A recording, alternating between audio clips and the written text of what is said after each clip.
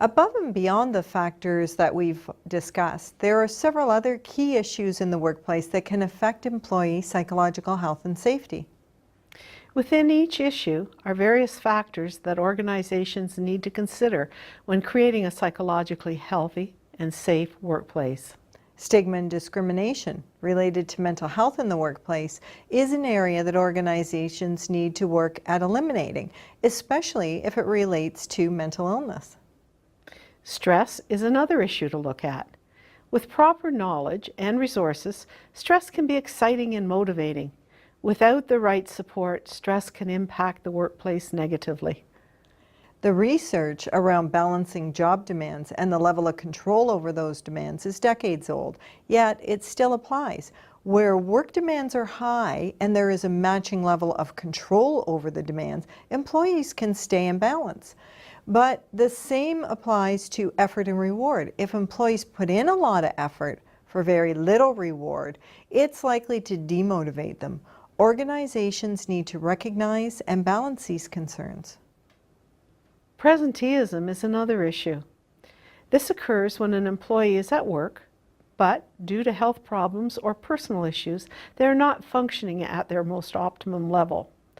Most organizations don't have an effective way of monitoring or measuring this, so people's performance can slide over time.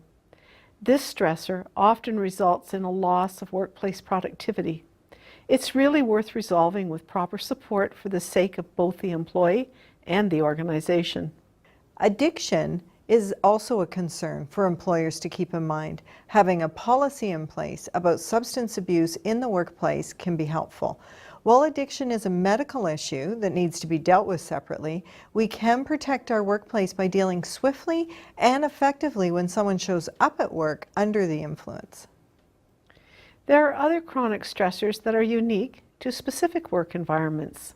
For instance, if you had a police force and a ballet school, the stressors for these two groups will be entirely different. And yet, they still need to be identified, and they still need to be addressed.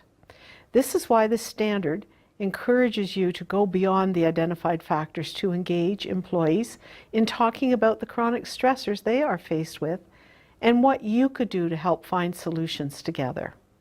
The benefit of the National Standard on Psychological Health and Safety in the Workplace is that it provides a framework for continual improvement. In the same way that we look at other health and safety issues on an ongoing basis, now we have the ability to look at psychological health and safety issues on a continual basis.